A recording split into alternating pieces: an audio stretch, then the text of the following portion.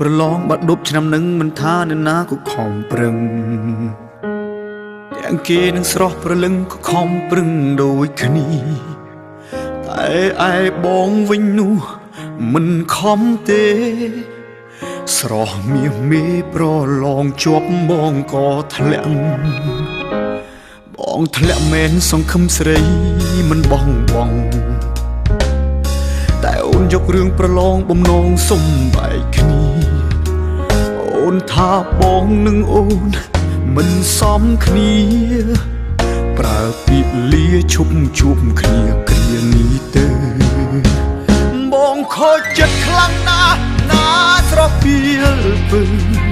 មិនដេចក៏ដាច់ចិត្តទៅទាំងបងសោកកាបងនឹងខិតខំរៀនបើសិនជាអូនត្រូវការ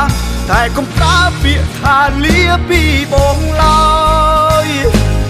ចាប់ពីថ្ងៃនេះទៅបងសូមសន្យានឹងប្រឹងប្រែងសិក្សាមិនខ្ជិលឡើយសូមតែចិត្តនួនល្អទុកឱកាសគ្រាចុងក្រោយក៏មិនដោយឲ្យបងរួចទាំងខ្លោចផ្សា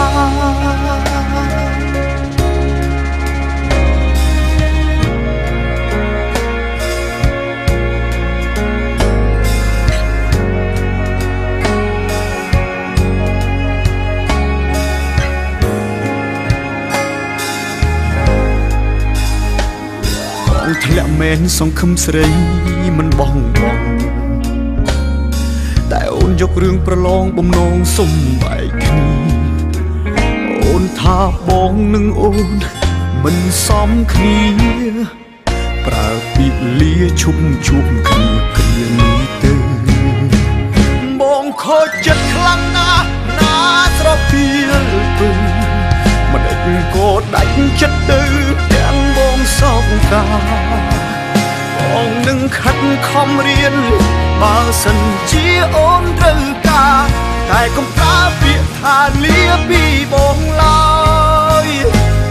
ចាប់ពីថ្ងៃនេះទៅបងសូមសន្យានឹងប្រឹងប្រែងសិក្សាមិនខ្ជិលឡើយសូមតែចិត្តនួនល្អទុកឱកាសគ្រាចុងក្រោយក៏មិនដោយឲ្យបងរួចទាំងខ្លោចផ្សា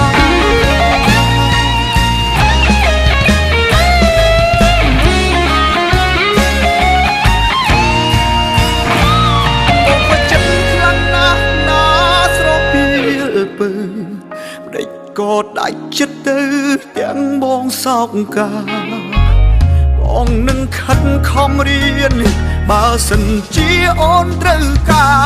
តែកុំប្រើពាក្យថាលាពីបងឡើយចាប់ពីថ្ងៃនេះទៅបងសូមស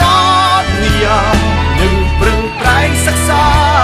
មិនខ្ជិលឡើយសូមតែចិត្តនួនល្អ